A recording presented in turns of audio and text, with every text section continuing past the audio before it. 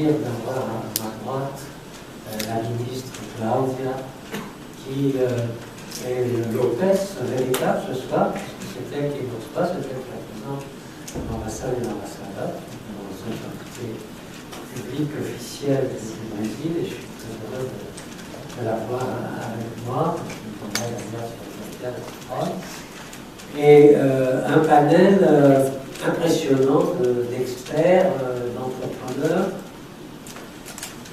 En réalité, ça fait plusieurs mois que Tatiana et moi, nous nous posions la question de savoir où en était le Brésil dans l'e-commerce, dans le commerce informatisé. Et surtout, la question qui se posait, c'est pour nos échanges bilatéraux, est-ce qu'on peut déjà utiliser les systèmes internationaux de commerce en ligne? C'est pas évident parce que ça pose évidemment des tas de problèmes juridiques, économiques, fiscaux, douaniers, etc. Et justement, on avait l'intention de faire le point, mais encore fallait-il trouver des orateurs compétents pour pouvoir nous expliquer réellement ce qui se passe, d'autant plus que c'est un monde en pleine évolution. Et alors on a eu la chance de savoir que Fred Meunier acceptait de venir nous en parler, et que la question était suffisamment mûre finalement pour qu'il puisse nous en entretenir, donné, comme vous le savez, est le principal consultant français au Brésil et très expert sur tous les problèmes de la relation bilatérale. Et en même temps, on s'était dit qu'il fallait peut-être aussi interroger des opérateurs. Et on a la chance d'avoir ce soir, d'une part, Joël Guzman, qui est, comme vous le savez peut-être, parce qu'il est un assidu membre de la Chambre, le président directeur général de Crystal Group, qui est un groupe de logistique important, et qui a une grosse activité au Brésil, et on nous parlera donc vraiment d'experts pratiquants, d'acteurs économiques de ces problèmes de transfert entre le Brésil et la France à travers le commerce en ligne, notamment. Et puis, nous avons aussi un intervenant intéressant qui est un des principaux directeurs de Carrefour.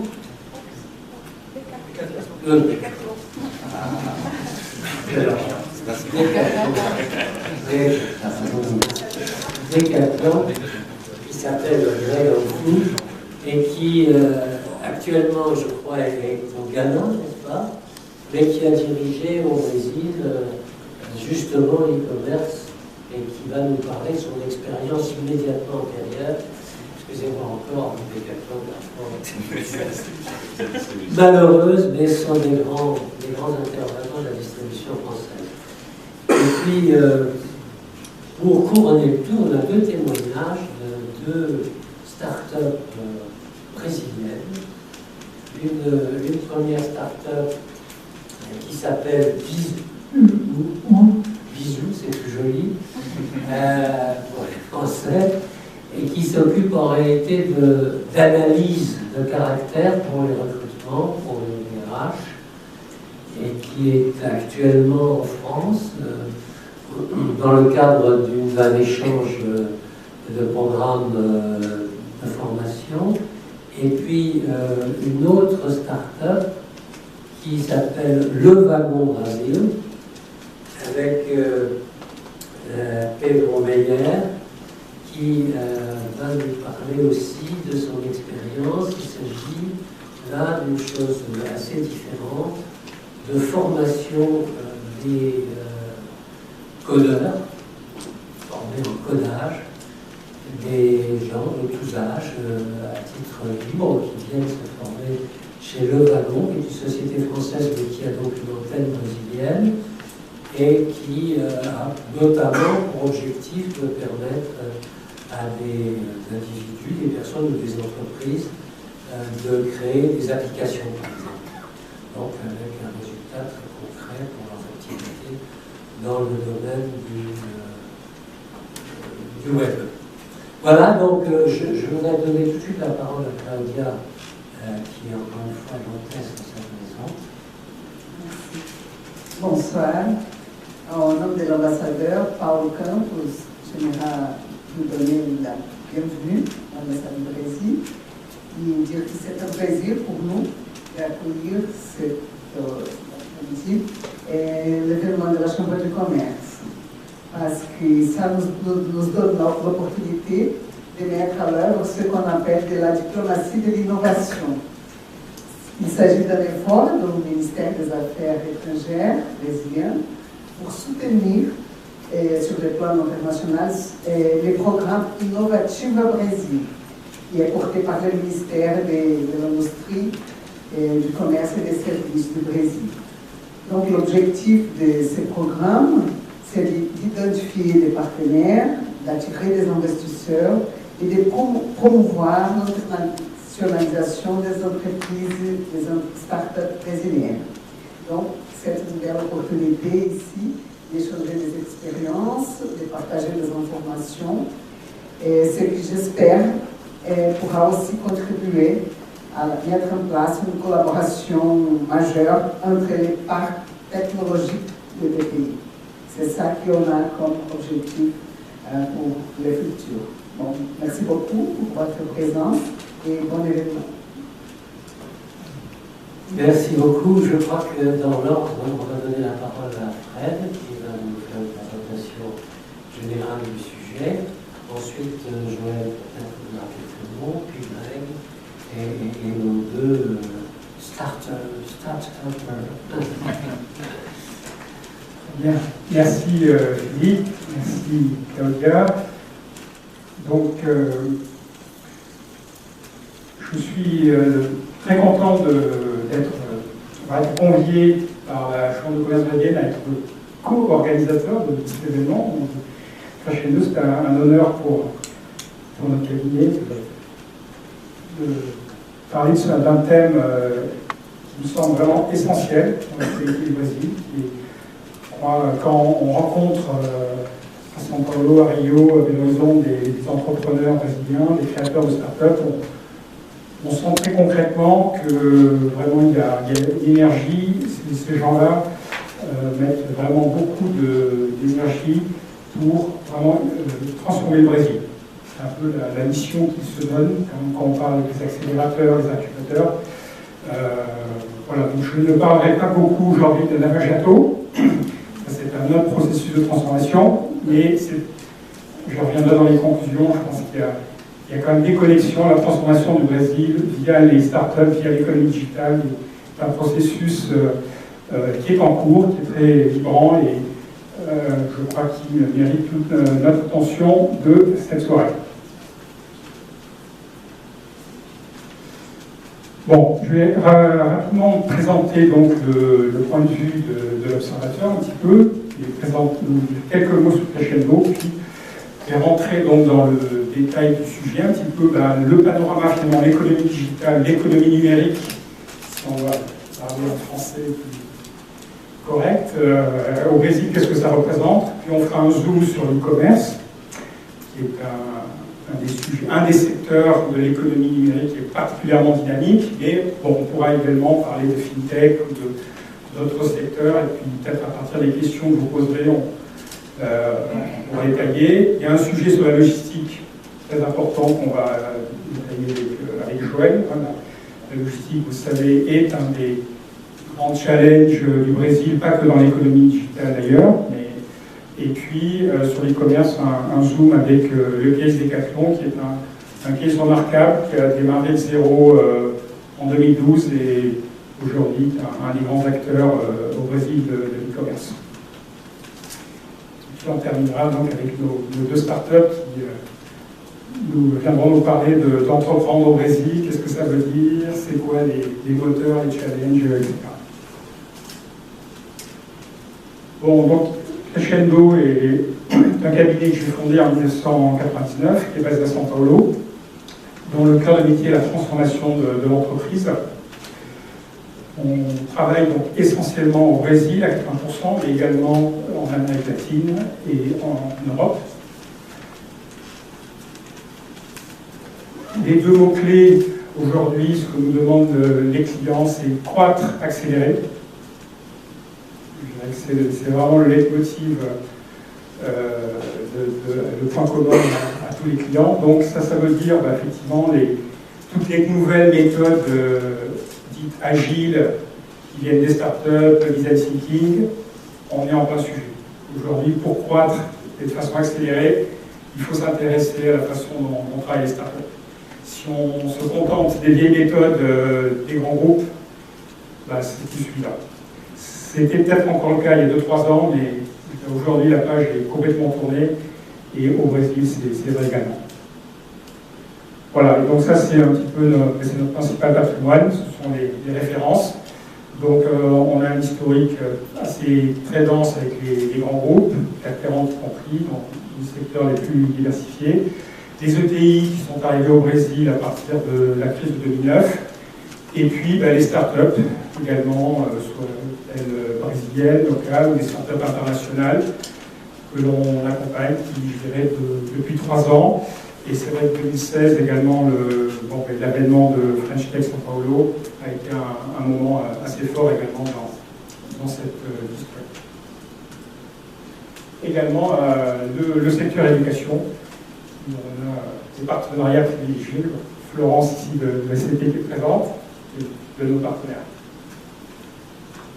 Voilà, alors le contraste est vraiment, je dirais, extrêmement frappant aujourd'hui.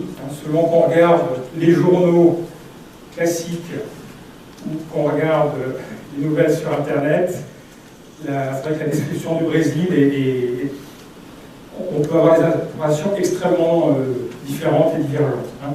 Bon, vous connaissez tous les unes de The Economist, une longue série depuis 2009. Effectivement, c'est une réalité. Bon, en même temps, on a depuis quelques mois des signaux très nouveaux. L'inflation est tombée en un an de 10,7% à 4,5%, elle va terminer l'année à 4%. Ça marque pas, les taux d'intérêt sont déjà tombés de 3 points. On était à 14, on est à 11, on devrait terminer l'année à 8,5. Donc, imaginez pour l'entrepreneur, le start-upper qui discute avec le fonds Venture Capital, c'est quand même pas la même chose de discuter quand la CELIC est à 14 quand elle est à 8. Donc, on a les investissements étrangers, 85 milliards de dollars sur les 12 derniers mois, c'est un record historique. Donc, un niveau d'attraction extrêmement élevé, des M&A. Bon, en même temps, 14 millions de chômeurs. Il y en avait 6,5 il y a 3 ans. Donc, l'économie offline est en crise. Et je dirais, tarde à redémarrer. 2017 devrait être positif. Mais voilà, c'est quelque chose qu'on ne peut pas ignorer. Bon, après, on a le monde digital qui vit sa vie, qui vraiment une croissance. Donc j'ai pris quelques chiffres en termes de, si on compare au monde, la population brésilienne 86% est urbanisée par rapport à une moyenne mondiale de 54%. Donc ça c'est un vecteur effectivement de numérisation énorme. Sur Internet, 66% de la population connectée, contre 50% dans le monde. Utilisation de réseaux sociaux, 58% des Brésiliens sont actifs, contre une moyenne mondiale de 37%, etc. etc. Les abonnés au téléphone portable, 114%. Donc tous les indicateurs, les nombres d'heures d'utilisation d'Internet, parmi les plus élevés au monde. Dans les enquêtes, c'est 5 heures par jour. Donc un terrain extrêmement fertile pour la numérisation de l'économie brésilienne. Ensuite, on parle de start-up, les recensements, les chiffres varient un peu entre 4000 et 5500, il y a plusieurs sources. Pour moi, les derniers recensements que j'ai vus, on serait autour de 5500, surtout le Brésil, environ 2000 à Sao Paulo, comme une grosse concentration, après Rio, Belo Horizonte, Florianópolis, Curitiba, voilà. Donc ça, c'est un univers de start-up, de 200 start-up sur ces 5500 qui ont déjà été financés par des fonds de venture capital. Donc il y a, vous voyez, aussi bien du B2B à gauche, du B2C à droite, des marketplaces, donc on couvre des domaines extrêmement variés. Ce qui est intéressant aussi, c'est de voir le poids du Brésil en Amérique latine. Le Brésil, c'est à peu près 40% du PIB de l'Amérique latine. Par contre, en volume de financement par les VC, 57%, c'est moyenne accumulée 2011-2015. Source ABVCAP, l'association brésilienne Venture Capital. Et le Mexique est assez loin derrière avec 15%. Mexique, le Chili 5%, donc, et même en nombre de fonds, le Brésil était quasiment 47%, le Mexique loin derrière 25%. Donc il y a quand même une maturité sur, quand on regarde la région Amérique latine, qui est très forte. Alors ensuite, l'écosystème, j'ai emprunté un slide à Mathieu, mon associé de Levagon à São Paulo, qui décrit, donc là on a vu en présentant d'ailleurs les startups, maintenant c'est l'écosystème, donc ce sont les acteurs qui contribuent au développement de ce monde, donc bien sûr les VC au centre dont j'ai parlé, donc il faut distinguer les locaux des globaux, donc ça c'est les noms. Tout start-upper au Brésil qui veut lever des fonds va discuter avec ce genre. C'est incontournable. Casex, les Argentins, Raypoint, etc. Bossa Nova, bon. Ces noms-là, vous allez les trouver partout. Ce sont eux qui ont le contrôle de robinet de l'argent. Et certains fonds globaux, comme Qualcomm, etc., Naspers, etc. Voilà. Alors, petite caractéristique quand même, c'est ces gens-là, actuellement, ça c'est l'impact de la crise, ils sont beaucoup moins sur l'early stage, ils financent plutôt les entreprises qui sont déjà en phase de traction, d'accélération. Il y a peu d'argent disponible de seed money, qu'on appelle. Donc, des niveaux d'exigence, il faut avoir des KPI qui montrent qu'on est en croissance. Les accélérateurs également, il y en a une quarantaine répertoriés au Brésil, qui sont très actifs. Certains d'ailleurs s'adossent à des grands groupes. On peut citer Oxygénio qui est lié aux assureurs Porto Seguro. Il y a également Novabra qui est lié à Bradesco. Il y a Waira qui est lié à Telefonica. La Banque du Brésil a lancé le l'ABB, qui d'ailleurs s'est implanté dans Silicon Valley. Donc un certain nombre de grands groupes brésiliens ont créé leur structure. Embraer investit pas mal aussi en corporate venture et avec le BNDES et la FINEP a créé un fonds qui s'appelle Friatech. Ils ont investi dans 30 startups, dont certaines pousses très prometteuses dans le domaine des drones. On a le domaine de l'éducation. Là, je laisserai Pedro tout à l'heure développer un peu plus cette partie-là. Et bien sûr, les réseaux, les espaces de coworking. Donc, Google Campus a ouvert à São Paulo, près de la Paulista, l'année dernière. On a Itaú également qui a créé un espace qui s'appelle Kubo dans le quartier de Villa Olympia. Voilà, il y a un certain nombre d'initiatives corporate, de création d'espaces d'accueil des startups, plus toute une presse spécialisée, des événements autour de l'association brésilienne de start-up, notamment, d'associations comme Endeavor, qui sont très actifs dans ce monde. Également lié à l'industrie brésilienne, donc la Confédération nationale de l'industrie, qui est le partenaire du BDF.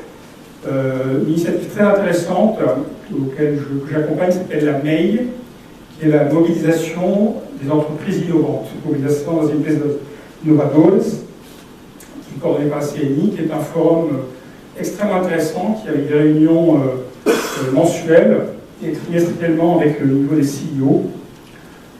Cette année, au mois de mars, la MEI a accueilli Michel Temer, qui est venu passer 2 heures à écouter les entrepreneurs brésiliens. Voilà, donc c'est très, très intéressant. Bon, quelques noms, quelques cas de succès, à avoir un petit peu en tête. Donc j'ai repris un peu les secteurs. Là, ce sont déjà des sociétés qui ont fait plusieurs levées de fonds, qui sont vraiment certaines sont pratiquement au stage de la licorne. Donc on est déjà sur des valorisations assez importantes. Donc les fintechs, bon, la Nubank, bien sûr, un cas la carte de crédit violette, hein, qui, sans frais, qui a fait un boom. XP Investimentos, qui serait en train d'être vendu à Itaú, qui est également une énorme banque d'investissement digital, Creditas. Dans l'e-commerce, on va zoomer un peu plus là-dessus, mais certainement des noms que vous avez entendu parler ici, et on voit que ça couvre le domaine de la mode, de la beauté, de la décoration, de la maison, etc., de la chaussure. Bien sûr, tous les sujets liés à la mobilité urbaine, les applicatifs taxi, voilà, Easy Taxi 99, non. Logi, fondé par un Français, Fabien Mendès, qui est un grand succès de l'Uber du motoboy, hein, de la livraison, que ce soit de la nourriture à midi ou des colis d'entreprise pendant la journée. Il y a un Stacaro, je l'ai testé récemment, qui est la vente en 1h30 d'un véhicule d'occasion, avec enchères online auprès de 1400 points de vente dans tout le Brésil. Si vous n'avez pas le temps de consacrer à la vente de votre voiture, c'est une solution innovante intéressante. Voilà, les marketplaces, bien sûr, de l'éducation et des sujets liés à la sécurité.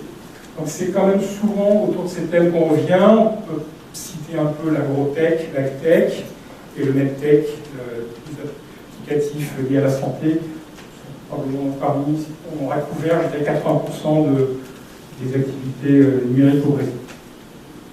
En sans petit zoom sur São Paulo, il y a eu un classement qui est sorti il y a un peu moins de 2 ans, qui n'a pas été actualisé, mais qui classait São Paulo comme le 12e écosystème mondial, publié par Compass. Pour la petite histoire, Paris est 11e. Et au-delà des chiffres, moi, ce qui m'intéressait, c'était de voir un petit peu en quoi finalement cet écosystème est vraiment moteur et quels sont peut-être ses points faibles. Donc, en fait, ce qui est cité dans cette étude, c'est vraiment la concentration économique, le PIB et la concentration de talents qui, São Paulo, sont ce qui fait bouger d'avance cet écosystème. Sur l'aspect disponibilité de capital, je dirais qu'il y a certes disponibilité pour les stades plus avancés, comme on l'a dit, mais probablement au niveau business angel, c'est une monnaie, c'est plus difficile. Dans les points d'attention, un sujet qui n'est pas digital, qui est la question de la bureaucratie et de l'environnement des affaires. Le fait que c'est un écosystème assez récent, donc il y a assez peu de mentoring disponible, c'est en train d'évoluer. Et puis parfois une difficulté à sortir de sorties financières. Hein. Les IPO au Brésil, c'est pas quelque chose il n'y a pas un flux constant. Les conditions du marché capital ne sont pas toujours favorables. Donc les solutions de sortie ne sont pas toujours données d'avance. Pour compléter ce point-là, une étude qui est sortie lors du G20 l'année dernière, publiée par EY, qui finalement faisait un ranking sur 5 critères au sein du G20 des principales économies numériques. Et en fait, c'est intéressant de voir que le Brésil se porte bien sur l'axe qui est la culture entrepreneuriale, il est 10e sur les membres du G20. Il est 15e sur la partie finance, par contre, il est dans les dernières positions pour justement les aspects digital skills, digital knowledge et business environment. Ça confirme un peu ce que je vous disais de l'étude de Compass sur les points forts et les points d'attention. Bon, e-commerce, Zoom, donc l'année dernière, 44 milliards de réals de chiffre d'affaires, croissance de 7%, qui est la plus basse historique. Donc vous voyez, dans une économie qui faisait moins 4, le e-commerce en fait plus 7. Cette année, on parle de plus 12, donc on repart à une croissance à 2 chiffres. En nombre de transactions, ça a été stable l'année dernière. Le ticket moyen, lui, a augmenté de 8%. Pourquoi? Parce qu'en fait, les classes C ont moins consommé. L'année dernière, c'est plus les classes A et B qui ont acheté un peu plus en e-commerce. Nombre de consommateurs uniques, il y a une croissance de 22%. Et ce qui est intéressant, c'est que par rapport à l'ensemble de la distribution, le e-commerce ne représente encore que 3% du chiffre d'affaires, alors que dans les pays avancés, c'est 10, 12, voire 15 dans certains pays asiatiques. Donc on voit là tout le potentiel encore qui existe sur l'e-commerce. Bon, après, de passer un peu sur les différentes classes, effectivement, on voit que le revenu moyen des acheteurs online a augmenté de 8%, et peut-être, pour terminer sur cette partie-là, les secteurs les plus marchands online, numéro 1, l'électroménager, 23%, téléphonie cellulaire, 21%, électronique, 12%, informatique, 9,5%, décoration de la maison, 7,7%, et mode accessoire, 5,6%. Ces 6 secteurs font à peu près les 3/4 de l'ensemble des commerces. Voilà, alors les leçons apprises en accompagnant un peu l'économie numérique et puis surtout nos clients, soient-ils plus petits ou plus grands. En 3 points, moi, je dirais que pour ce qui concerne les startups, c'est vraiment le point d'attention, c'est le financement du début, du lancement de l'entreprise. Même si les taux d'intérêt s'ils tombent à 8,5, ça ne veut pas dire que ça va être beaucoup plus facile. Donc il faut vraiment trouver les partenaires, soit être auto-financés, soit avoir les business angels ou le friend and family qui vont vous baquer. Parce que c'est vrai que les VC, pour l'instant, en tout cas jusqu'à fin d'année, c'est quand même un peu, sont encore réticentes. Bien sûr, toujours pivoter. Ça, c'est, je crois que c'est pas que au Brésil que c'est nécessaire. Et bien sûr, se focaliser sur les KPI mesurables qui vont montrer que vous êtes donné de l'attraction dans votre business. Après, de la collaboration des grands groupes avec les startups, on y reviendra tout à l'heure avec le case Decathlon. Moi, ce que j'ai appris, c'est que finalement, il y a un gap quand même phénoménal entre la logique comptable du ROI et la logique du capital risque. C'est vrai qu'elles sont parfois irréconciliables. J'ai vu des grands groupes prendre une participation de 60% des startups, c'est mortel. C'est la startup qui n'est pas en phase très mature, c'est pratiquement signe de sa mort. Parce qu'à vraiment, bien sûr, il faut amener plus de capital et à la fin, les fondateurs sont dilués, ils n'ont plus que quelques pourcents. Ils ont plus. C'est pas du tout win-win, et puis l'entreprise, elle attend un retour sur un planning extrêmement strict. Donc c'est difficile à faire fonctionner. L'importance des soft skills. L'éducation, tout à l'heure, mais moi je crois que c'est vraiment un sujet central. Tout ce qui est, quand il parlait de médiation tout à l'heure, de mentoring, je crois qu'il y a un vrai sujet de dialogue et une distance encore importante entre le monde des startups et mon groupe. Crystal est arrivé à devenir une start-up malgré que nous ayons déjà 30 ans d'existence. En quelques mots, le groupe Crystal, nous sommes organisateurs en transport. Notre métier, c'est de prendre en charge une marchandise le plus près de l'endroit où elle est produite pour la rendre disponible le plus près de l'endroit où elle va être utilisée et consommée. Tout ça en un minimum de temps, en un maximum et avec un maximum d'économie pour le client final. Ça, c'est la description générique. On est commissionnaire en transport, on fait du transport aérien, du transport maritime, et puis composante importante dans les services que nous offrons à nos clients, c'est la partie douane au Brésil. Que ce soit à l'import ou à l'export, il faut savoir que le Brésil et la frontière brésilienne n'est pas une frontière facile à traverser dans un sens ou dans l'autre. Notre groupe est une entreprise de taille intermédiaire, on fait 150 millions de chiffres d'affaires. Nous évoluons dans un monde de géants. Le gros compétiteur s'appelle DHL, s'appelle Geodis, et ce sont des global players. Nous sommes, nous, un niche player. Et nous nous sommes intéressés au Brésil il y a une dizaine d'années parce que nous avions dans les composantes, on avait une spécialité pour servir l'industrie aéronautique, l'industrie pétrolière, l'industrie automobile et l'industrie des cosmétiques. Un certain nombre de choses qu'on retrouve dans bien des domaines au Brésil. Et c'est naturellement, donc on a commencé à faire du transatlantique entre la France et le Brésil.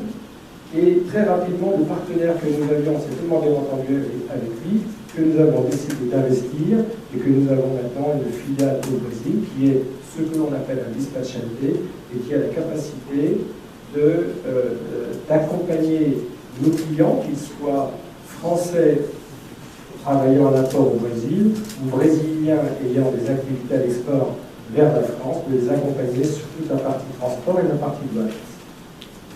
On a parlé de start-up. Fred nous a montré que le Brésil est un pays qui est très actif sur tout ce qui est e-commerce et que ce dynamisme va encourager des start-upers. Un bon start-upper, il a un bon business plan au départ. Il doit savoir où est-ce qu'il va, quel est son marché et quel est le produit qu'il veut commercialiser au Brésil. Et en fait, il y a souvent un aspect qui n'est pas suffisamment, à mon avis, pris en considération, c'est aussi longtemps que la téléportation ne soit pas une réalité, quel que soit le produit ou le bien de consommation que l'on veut acheter ou vendre, il faut bien le prendre à un endroit et l'amener à un autre. Et là, il y a du physique. Donc on peut avoir les meilleurs start-upers, les meilleurs geeks en informatique qui vont développer tous les systèmes qui vont remplacer les canaux traditionnels de distribution, et je pense qu'on parlera, Decathlon est un modèle traditionnel, enfin, elle a construit son succès sur une forme assez traditionnelle. On va dans un magasin pour choisir un produit, on va l'essayer, on va à la caisse et on l'achète. Le e-commerce est en train de révolutionner ces comportements, mais il y a au moins une chose qui reste toujours valable, c'est qu'à un moment donné, il va bien falloir transporter, livrer, emballer et dédouaner cette marchandise qui va être consommée.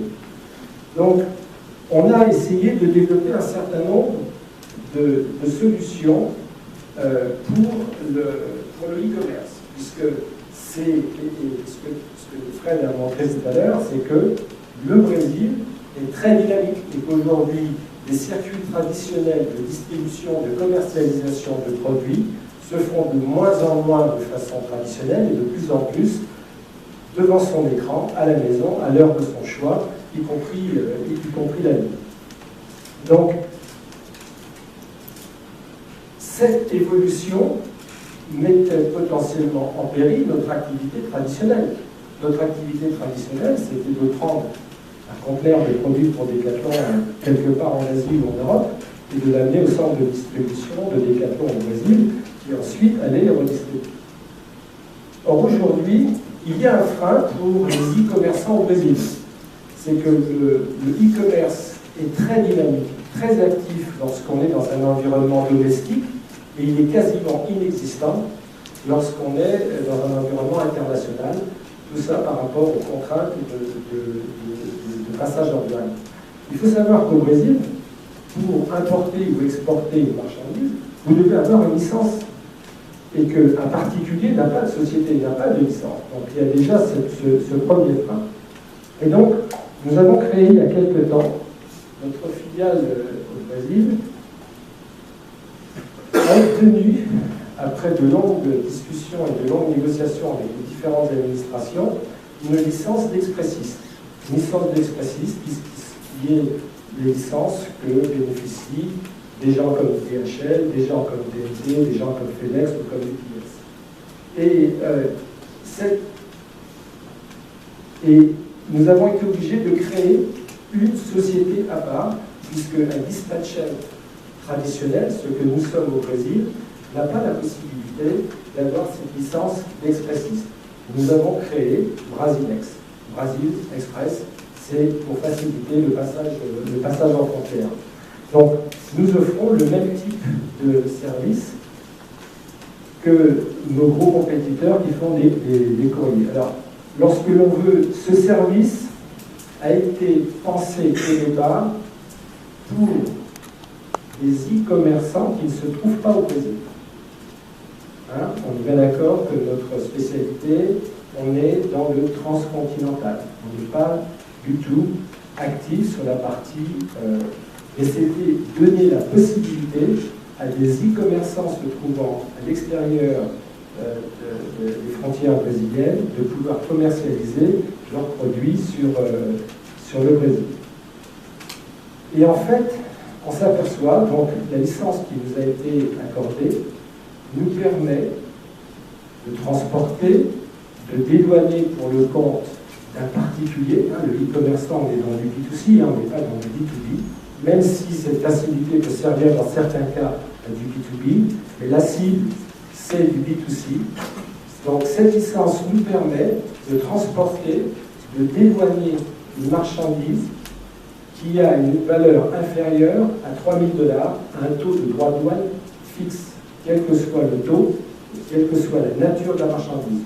Les droits de douane sont particulièrement élevés au Brésil, le niveau des taxes est particulièrement élevé. Cette licence nous permet de dédouaner pour le compte d'un tiers, d'un particulier ou d'une entreprise à partir du moment où l'objet importé ne va pas faire l'objet d'une revente. Une pièce d'un bateau, par exemple, qui tombe en panne, va être montée sur un bateau, elle ne va pas être revendue, ça peut passer. Donc, on a mis en place un système qui permet de prendre en charge ces marchandises depuis n'importe quel endroit dans le monde, de les transporter. Alors, cette autorisation nous est accordée pour l'instant uniquement sur l'État de São Paulo, avec une arrivée à São Paulo sur l'aéroport de Guarulhos. Nous avons été obligés d'avoir un bureau. Il y a des marchandises importées par avion sur Guarulhos. Il y a un terminal, un bâtiment qui est spécialisé pour traiter les expressistes. Parce que l'intérêt d'une procédure comme celle-là, c'est qu'on peut dédouaner en quelques heures la marchandise qui a été transportée. Là, vous pouvez ouvrir et écarquiller vos yeux. En quelques heures, on peut dédouaner la marchandise. Il est clair que pour les e-commerçants, vendre un produit et dire qu'il va être livré dans 3 semaines ou dans un mois, ça va décourager un certain nombre d'acheteurs. Donc là, en quelques heures, on peut dédouaner ces marchandises, à condition qu'elles fassent moins de 3 000 $ par vie, à condition qu'elles ne soient pas destinées à une revente. Donc c'est vraiment la cible, c'est du particulier. Il y a un certain nombre de produits qui ne sont pas autorisés. Il n'y en a pas tant que ça, finalement.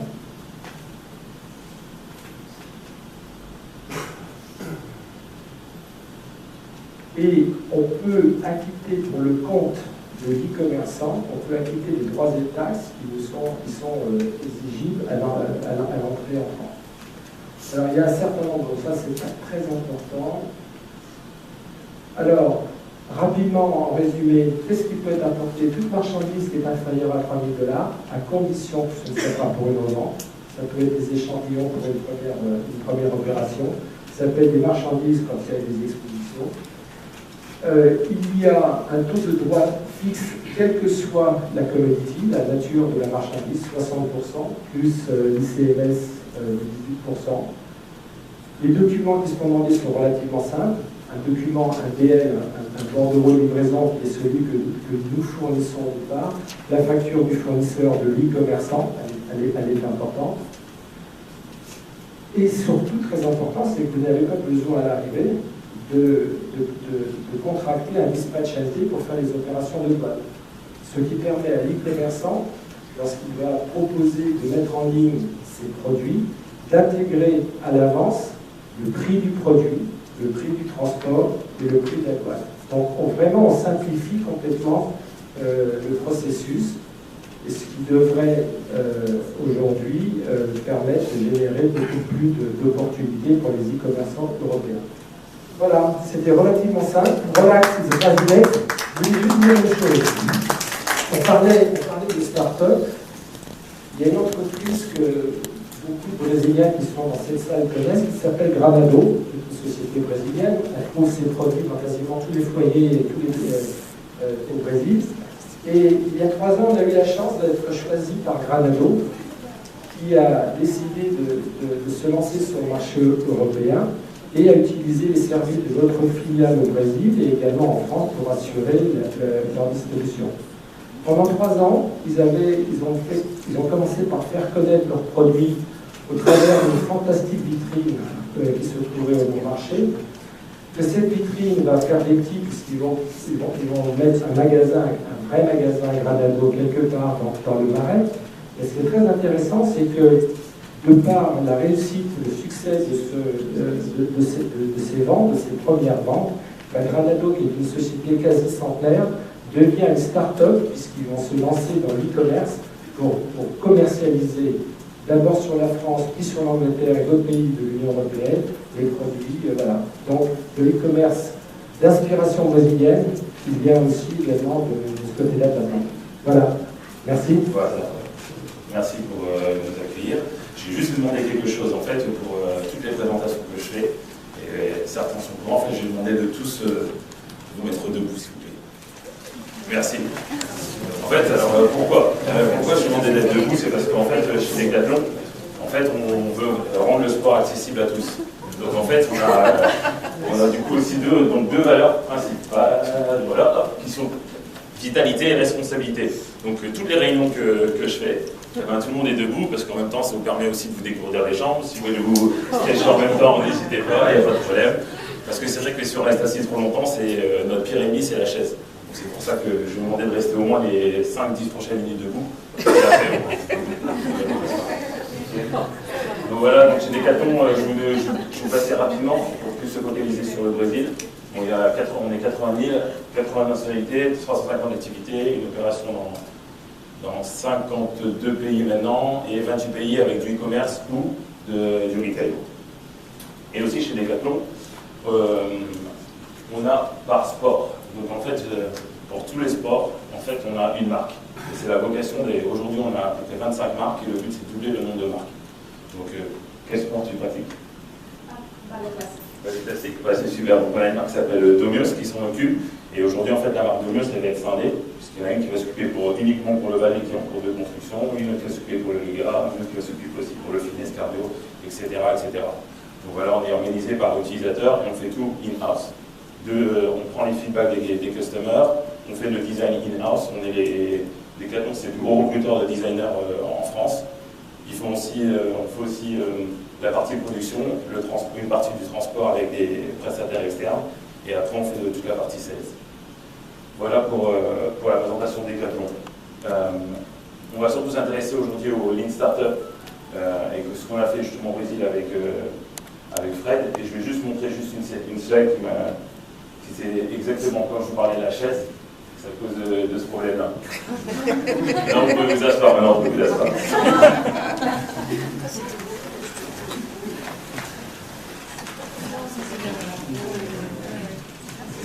Parfait.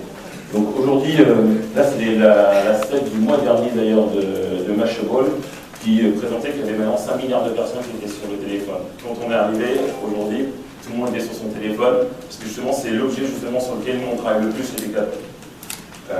Et justement, c'est pour vous dire qu'aujourd'hui, maintenant, on parle souvent de Atawad, mais que souvent, dans nos magasins, ou sur Internet, nos customers, ce qu'on appelle les sports users, ils ont plus d'informations sur le produit que nous, les commerçants. Parce qu'ils ont déjà fait toutes leurs recherches sur Internet, ils ont déjà potentiellement discuté avec Friends and Family, ils ont été chercher des reviews sur pas mal de sites. Donc normalement, ils ont plus d'informations que nous. Donc nous, en fait, ce qu'on est en train de travailler, il y a un énorme projet chez Decathlon Monde qui est de refaire en fait tout le parcours client basé justement sur cette slide. Qui en fait, donc, pour le client, qui va lui permettre de discover, explore, buy et engage. Et donc nous, en fait, ce qu'on a fait autour de ça, c'est justement répondre à notre client. Toutes les slides sont disponibles pour vous par la suite. Et du coup, en fait, on a une volonté, et là, pour ceux qui connaissent São Paulo, j'ai pris, c'est une photo qu'on a prise à Villa Madalena, dans la rue des Street Arts, et qui représente vraiment notre smile spirit. C'est-à-dire que beaucoup de fois, on parle, c'est pour le magasin, c'est pour aussi le e-commerce, mais c'est pour faire 3, c'est pour faire mieux. C'est pas pour faire moins bien. Donc c'est pour ça que le smile spirit, c'est toujours 1 plus 1 est égal 3. Parce que c'est vraiment ce qu'on peut arriver. Et ce qu'on a fait justement avec Fred, dont on va parler dans quelques secondes, justement parce qu'on a écrit un projet. Je ne peux pas vous présenter ce qu'on est en train de faire, je peux vous présenter ce qu'on a fait. Pour raison de confidentialité. Donc, ce que je peux vous dire, c'est que sur 2013-2016, on a eu un projet justement, c'était de lancer le e-commerce et toute la partie omnichannel. Donc du coup, on a dû réinventer beaucoup de choses. Et c'est pour ça que l'un des livres qui m'a beaucoup inspiré, c'est le livre de Stéphane Zweig, Le Brésil Terre d'avenir, qui a été écrit en au cours de la Seconde Guerre mondiale, exactement, et justement qui avait vu ce qui allait se passer au Brésil. Et du coup, je me suis inspiré de ce projet pour justement faire le projet qui s'appelle Brasilo, et qui en fait, chaque lettre, elle représente un projet. Et en fait, tout ça, c'est le projet de l'Omnicommerce qui a commencé en 2012 et qui est en cours de transformation pour le Brésil. Et en fait, sur chaque mot, donc Big Data, Activity, Adaptivity, Support, Innovation, Lean Startup qui va être le focus d'aujourd'hui. Et justement, et après, en fait, il y a un certain nombre de projets qui sont associés aussi. Donc, par exemple, si on se focalise justement sur la partie Lean Startup, on va beaucoup parler de tout ce qui est test dans quelques minutes. Et justement, sur le Lean Startup, je vous ai mis aussi la référence ici. Donc ça, c'était ça à Stanford. En fait, ça, c'est la vidéo de référence sur le Lean Startup. Elle dure 58 minutes. Je vous conseille vivement de la lire. Le lien il est juste là. Et en fait, le plus important, c'est vendre le plus rapidement possible. Donc c'est vrai que c'est un petit peu différent. Je sais que chez les logisticiens, souvent, on n'en parle pas trop. Mais c'est vrai que c'est de vendre le plus rapidement possible. Quand on a lancé le e-commerce, on a lancé avec... Il est où le lien? Là, ici. Ici en bas. Turner, standard, grand début, et pour taper Lean Startup. Et donc, pour revenir justement au point qui nous intéressait, c'est principalement c'est vendre le plus rapidement possible. On a lancé le e-commerce en ayant seulement 100 produits, alors que dans notre gamme on en a plus de 5000. Donc moi, ça nous a permis de se confronter directement à nos clients. Et après, en fait, c'était les clients qui décidaient les produits qu'on mettait sur le site. Donc, et ça nous a permis en fait de lancer le site en moins de 90 jours. Dans un pays très complexe comme le Brésil.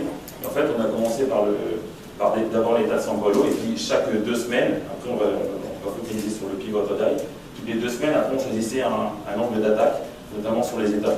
Parce que ouvrir un État au Brésil, c'est ouvrir un nouveau pays, en tout cas sur le e-commerce.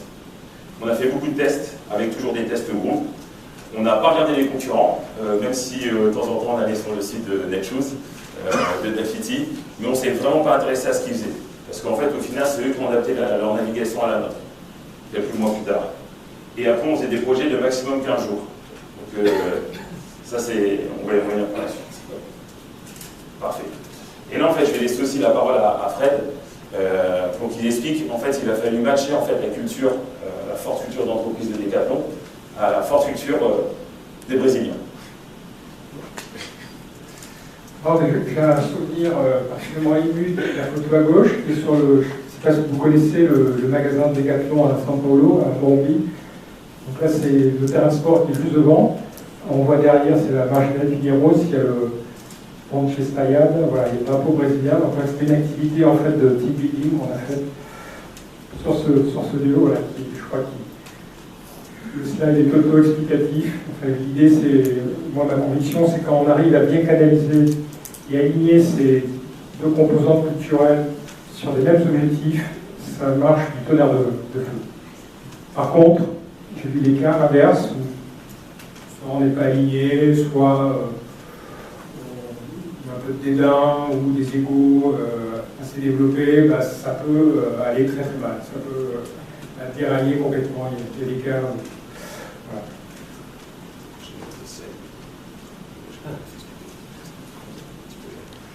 Ah ok, d'accord, donc ça en fait c'était le travail d'efficacité des équipes sur lequel on a travaillé avec Greg à partir de 2013, donc comme dit tout à l'heure, le projet commun, donc vraiment avoir un point de... Ouais. C'est le point de convergence vers où on veut aller, hein, la vision qui est co-construite, donc à l'époque on était une dizaine, c'est ça, dans l'équipe, donc ça a démarré en Lean Startup, donc on était vraiment en mode très autonome, puis peu à peu en fait ça a évolué vers une organisation plus omnichannel, donc Greg va en parler. Deuxième point important, ben, c'est aussi la connaissance, l'autoconnaissance, connaissance mutuelle et reconnaissance entre les participants, donc là il y a plusieurs outils qui sont utilisés, le profil psychologique notamment, mais d'autres choses, donc là c'est traduit pour aussi une dimension team building. Et puis après, il y a aussi tout le quotidien. Hein, c'est pas suffisant de faire un beau team building et puis après de tout oublier lundi suivant. Donc après, les practices au quotidien, donc le pivot or die, donc tu vas revenir. Et puis on avait utilisé également à l'époque une vieille méthodologie, elle, qui est très digitale, qui s'appelle le Balance Scorecard, date des années 90, Kaplan, mais qui nous a aidés. Voilà, ça c'est un exemple de ce qu'on avait écrit pour 2014. Donc très simple, 4 axes, client marché, équipe, process, finance, quelques actions clés, les indicateurs qu'on va mesurer, et puis après des rituels périodiques d'accompagnement, et puis une partie visuelle aussi, tu avais un scorecard live qui était affiché dans la salle de travail de l'équipe e-commerce, qui permettait de faire une rétroalimentation. Ah, voilà, et puis après ce travail effectivement a été étendu, comme on disait, en dehors des frontières de l'entreprise, avec un des partenaires stratégiques de commerce, une sorte de plateforme e-commerce. Donc l'idée, ça a été également, avec ces gens-là qui étaient vraiment critiques dans la chaîne de delivery du service, de créer un projet commun, donc avec une vision, et puis également les valeurs de ce partenariat. Voilà, en tout cas, je garde un souvenir vraiment ému et à la fois très, très satisfait professionnellement. Je crois que ça a été un des grands projets auxquels j'ai participé ces dernières années avec Decathlon Brésil. On a beaucoup aimé.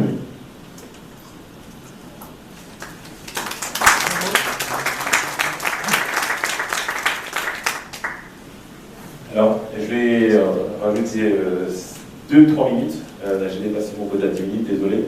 Là, c'était juste pour montrer le site comme il était avant, qui était quand c'était pas e-commerce. Après, en fait, on l'a mis en mode e-commerce, donc c'était cette partie-là.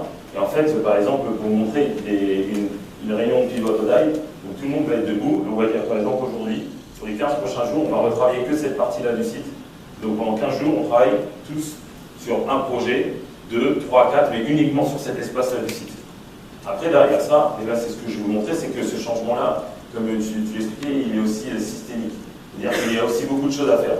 Et donc il faut d'abord changer les mentalités. Changer les mentalités, c'est parce qu'il faut déjà expliquer ce que c'est le e-commerce. Parce que les personnes qui sont en magasin, si on fait le 1 plus 1 intégré à 3, il faut leur expliquer ce que c'est le e-commerce. Ce que j'ai créé, c'était une Digital Business School uniquement chez Decathlon, et qui était en fait tous les trimestres. Et on prenait par exemple 50 personnes dans le magasin, ils venaient donc à en polo, et puis on leur expliquait pendant une journée ou 2 journées ce que c'était le digital, on répondait à toutes leurs questions. Et après, en fait, le trimestre suivant, encore 50, encore 50, encore 50. Donc ça a mis à peu près 3 ans pour former toutes les personnes. Donc c'est pas un projet qui peut se faire non plus en 15 jours. Et après aussi, donc, ce qu'on a fait, c'est qu'on a changé totalement toutes les organisations. 2 exemples. Avant, on avait donc un merchandiser pour le magasin et un merchandiser pour le site internet. On a coupé tout ça. Il y a un merchandiser. Il s'occupe aussi bien de la section balai en magasin et de la section balai sur le site internet. La partie aussi de la partie finance. C'est qu'aujourd'hui, au début, on était 10, après on est passé à 100, 120, et après, en fait, on a dispatché les 120 personnes dans tous les départements. On ne veut plus de département e-commerce. On veut un département retail. C'est-à-dire qu'aussi, donc, toutes les équipes qui sont en finance, elles sont en finance, mais elles font 50% sur le magasin, 25% sur le site et 25% sur un autre sujet, etc., etc. Et en fait, ce que vous voyez là, ici, en parlant un petit peu de logistique, donc on a un seul entrepôt à São Paulo, on a aussi mixé toutes les équipes. Donc quelqu'un qui fait le matin, ils font du picking à la pièce, et l'après-midi, ils font du picking à la commande. Ils font un picking au carton. Pareil sur la partie aussi, le ACE. ACE, c'est notre customer service. Il n'y en a qu'un seul. Ils font le matin, il faut principalement du traitement des commandes individuelles, et l'après-midi, ça peut être le traitement des commandes magasin ou des besoins magasin, etc., etc. Donc tout ça, ça met à passer, c'est beaucoup de changements de mentalité, et ça a été possible uniquement après 1 an et demi, ce type d'organisation. Parce qu'il a fallu former d'abord tout le monde, expliquer ce que c'était le digital, pour ne pas avoir la terreur qui va arriver. Et là, je vous donne un type, ça c'est le truc que j'ai donné au groupe il n'y a pas très longtemps, c'est nos 5 types pour réussir le e-commerce, le e-commerçant, le digital, dans un groupe de retailers. Un, c'est qu'il faut faire super attention au prix, parce que comme les clients sont mieux renseignés que nous, quand on fait un changement de prix sur le e-commerce ou en magasin, directement il y a un client qui va le voir, c'est sûr, même si on change à minuit 2, il y a toujours un client qui va appeler, envoyer un email ou un Facebook ou un tweet ou quelque chose, donc ça il faut être super vigilant là-dessus. Le deuxième, c'est le in-store, il faut faire super attention à tout ce qui est out of stock, notamment en fait, nous, notre stratégie, c'était toujours donner raison au dernier achat. Donc si par exemple c'est le magasin qui a vendu les 100 derniers les 100 dernières ballerines, le magasin a le droit de récupérer pour son réassorт, et pas le site internet. Si par contre c'est le site qui a vendu les 10 dernières, à ce moment-là c'est le site qui a le droit d'avoir le premier réassorт. Track le order, parce que souvent s'il y a un colis, il est perdu entre São Paulo et Manaus, et les clients ils appellent à peu près toutes les 2 heures pour se faire enlever. Comment vous avez réglé le dernier kilomètre? C'est pas facile au Brésil. Ouais, le last mile, exactement, c'est le plus gros challenge du Brésil. C'est comment gérer justement en fait entre l'entrepôt à l'entrepôt le plus proche et après de l'entrepôt au client. Et sur cette partie-là, c'est vrai qu'on est encore en train de faire des tests, on a testé Logi, on a testé beaucoup de personnes. Et pour l'instant, il n'y a pas de bonne solution, c'est pour ça que c'est bon pour les futurs startups. Et puis après, avoir la même offre produit, et le dernier, c'est être sûr, archi sûr, d'avoir le retour en magasin autorisé. Parce que de toute façon, ils vont le faire. Voilà. Merci. Oui. Bonsoir. Je m'appelle Pedro Meyer. Je suis un des cofondateurs des Wagons Brésil. Les Wagons est une boîte française en fait, qui existe depuis 2013, 2014. Et la franchise brésilienne existe, je m'excuse si je fais des fautes, parce que je parle français, mais très informellement, donc formellement, parfois je peux peut-être vous tutoyer au fur et à mesure. Pour ceux qui parlent brésilien, on n'a pas de tu ou vous. Pour nous, tout le monde est tout. Tu. Bon, c'est quoi les Wagons? Les Wagons, c'est une école de code, c'est une formation intensive, immersive de 9 semaines. On apprend des gens des différents backgrounds à programmer, à créer des programmes. Donc on part de la frustration, trois frustrations spécifiques, c'est d'avoir une idée et vouloir la développer, et pas savoir par où commencer. Des personnes qui ont envie de travailler avec la tech, soit parce que les horaires sont plus souples ou plus flexibles, les carrières plus innovantes, ça paraît plus intéressantes, ou même pour innover la manière de travailler, changer de mindset et comprendre des outils qui existent aujourd'hui, qui puissent nous aider à avoir un travail plus efficace. Donc notre mission, c'est d'apporter un savoir-faire technique à des personnes créatives. Donc on a plusieurs exemples des élèves qui ont fait les wagons et qui ont trouvé soit une carrière dans la tech comme un product manager, soit comme développeur. Ou sinon, on a aussi beaucoup d'élèves qui ont fondé leur propre start-up juste après avoir fait les wagons. Donc c'est un bootcamp, ça s'appelle un coding bootcamp en fait. Donc c'est un bootcamp, c'est 9 semaines, 360 groupes hors des programmations ou plus. En fait, c'est lundi à vendredi, de 9h du matin à 19h. Une programmation pendant 9 semaines. En fait, au bout de 4-5 jours, on est déjà en train de rêver du code. C'est beaucoup plus drôle que ça se passe. En fait, c'est très drôle.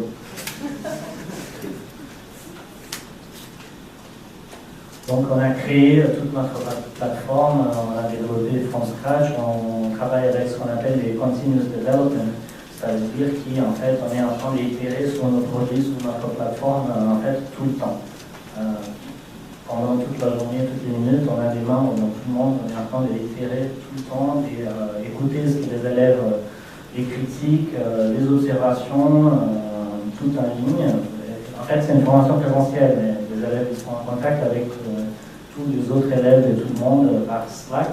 Je ne sais pas qui connaît Slack ici? C'est bien. C'est une espèce d'outil comme WhatsApp, mais plus en personnel. Donc on a créé notre plateforme, on a aussi les vidéos, donc si l'élève ne peut pas venir 1 ou 2 jours ou 3 au bootcamp, il peut tout regarder en ligne aussi dans notre plateforme, la vidéo en anglais, en français. En brésilien, on est en train d'enregistrer encore. Mais donc, ça veut dire on est présentiel et physique une école physique, mais aussi l'élève qui va cet accès à la plateforme digitale. Donc tout ça c'est très technique. Bon, ça veut dire qu'on part du basique du code et on va jusqu'à une database, après opération et tout. Je ne vais pas tout aller là-dedans. C'est toutes les best practices des startups dans le marché aujourd'hui. Nos élèves ont créé plus de 400 produits déjà. On a eu 75 startups qui ont levé plus de 1,5 millions. Ça, c'est des histoires des élèves qui ont fait les wagons au Brésil. Jonathan, il est arrivé à São Paulo, il ne parlait même pas un mot de brésilien. Et à São Paulo, les cours sont en brésilien, mais avec l'accès aux vidéos, il allait à la classe avec tous les élèves et il regardait les vidéos en français. Donc, 9 semaines après, il savait coder et il comprenait un peu plus de brésilien. Il est sorti direct, il a trouvé un travail là-bas, il a changé son visa d'étudiant pour un visa de travail. Roger Scott, il est australien, marié avec une Mexicaine. Il est venu au Brésil parce que sa femme a été... comment on dit ça? Au Brésil. Donc, lui aussi, il a fait, il a devenu développeur, il a trouvé un boulot une semaine après sortie du bouquin. Chez PC, qui c'est un des licornes du moyen startup. Et Diego, il est sud-africain. Donc, il a fondé une startup qui a été sélectionnée pour une des plus grandes accélérateurs au Brésil, Startup Farm, quelques mois après avoir fini sa formation. Donc, ça, c'est les entreprises qui ont déjà contracté nos élèves. Et on est pensé, en fait, la semaine dernière, on a été considéré par SwitchUp, qui c'est un site de référence du coding bootcamp, comme les meilleurs bootcamps d'école du monde. Et en fait, pour nous, c'était très heureux, parce que tous les autres sont des grands coding bootcamps qui ont levé beaucoup d'argent avec les investisseurs. Nous, on a décidé de faire tout nous-mêmes. On n'a jamais levé de l'argent, on ne veut pas lever de l'argent. Tout ce qu'on fait, on fait avec le flot de notre travail. Bon, aujourd'hui, comme j'avais dit, on a 3 ans. Aujourd'hui, on est dans 19 villes dans le monde, soit dans 13 pays. On est à Paris, Bruxelles, Amsterdam, Lisbonne, Copenhague, São Paulo, Beirut, Bordeaux, Lille, Aix-Marseille, Nantes, Shanghai, Tokyo, Rio. On est en train de regarder à Londres aussi. Bon, le reste est sur les sites. Vous pouvez regarder après, c'est vraiment encore. C'est ça. Donc, c'est ça qu'on ramène aux gens. C'est 2 mois de travail intensif pour toute une vie de joie. Donc, ici, c'est une présentation, mais c'est juste pour dire même si on a une crise très forte au Brésil, les milieux de start-up et d'innovation continuent à grandir encore. Donc, c'est ça. Merci beaucoup. Good evening. I'm Rafael Chaves. I'm one of the founders of Bizu. Bizu is science and technology applied to human resources. We measure personality traits and we translate them into analytics for company optimization. So first I want to ask you, what is the most valuable assets in a company? It's their people, right? But there's a mismatch between what companies see and how people really are. In an interview, a recruiter determines in 90 seconds if he likes someone or not. And then the interview becomes biased so he can confirm his own expectations. Companies need to understand who their people are before they hire them, or promote them, or give them a task or a job to do. We launched in 2015 as a job board that connected candidates' personality traits with aspects of organizational culture. If you're more of an extrovert, an artist, a creative, it doesn't make much sense if you're in a very hierarchical and military structure. We launched in 2015 in Brazil, and we've since then have this job board that ranks and qualifies candidates, and after that we developed a management system that connects to companies' websites, And you can select candidates and filter them by personality traits, depending on the kind of job you're looking for. And in these 2 years, we had over 150 companies using our system, over 250 job positions filled, over 25,000 people registered, and we managed to have an average of 15% reduction of turnover of employee leaving the companies that did use our methodology. We came to France to develop a new system. We saw that last year Brazil was in crisis. A lot of companies weren't hiring, so there wasn't much use for a job board like ours.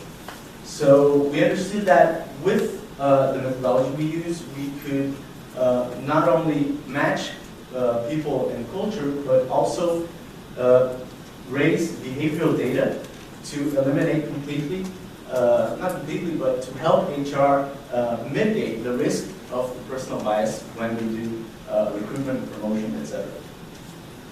So, oh, this wasn't supposed to look like this, but this basically is the French tech market. We came here with, through the French Tech Ticket program, and we understood that, luckily this is back, okay. It's a very developed ecosystem, much more than Brazil. Big companies are using software to understand recruitment, to plan competencies for the future, talent review, training, payroll, and competence performance, and they all cluster together in a lot of business intelligence information for HR. But the thing is, most of this information is based on hard skills. And all of those software that you saw them, most of them, especially the big ones, they deliver these 6 main areas. And what we bring is new behavioral analytics to all of them, where you can have soft skills combined with hard skills for analytical and predictive indicators. So we basically measured around 140 KPIs that are used by companies, and we were able to create 50 new KPIs, analytical and predictive. So for example, we can map out your company's top performers in sales, understand the pattern of personality behavior they have, and see who has the best fit for a promotion or the best fit for a hiring. So we can do that for people that left the company and already did the test. We see patterns there and see who has a high risk for attrition, and so on. We can measure job board performance instead of seeing just which job boards bring you the most candidates. We can tell you which brings the best candidates with the best fit in the company, and so on. We have a partnership with a North American Institute called Syntax. They're the ones that have the Worklist Big 5 profile. It's one of the most advanced developed personality assessment tests in the market today. It's used by institutions like Google and NASA. And we have an exclusivity partnership with them to bring this to a digital scalable solution in Latin America and now in Europe. As I mentioned before, it was a great opportunity for us. It's been a great honor for being in France today. We were one of the 70 selected startups between 1,000 and 800 that applied to the French Tech Ticket program. We received 45,000 euros in funding for a 1-year program. We are at the Fast Forward Normandy. We're based in Caen. And the idea now is to develop our business here in France. And not only develop here in France, create jobs here and so on, but potentialize the bridge we have with what we're doing already in Brazil. And Claudia mentioned earlier Innovativa. We were an Innovativa accelerated company as well, so we intend to keep this relationship very strong. And also France being the first platform for us in Europe to expand to other countries afterwards. And so I'd like to thank you very much for this opportunity, and also invite you to come with us to create this new HR that we'd like to call human recognition. Thank you.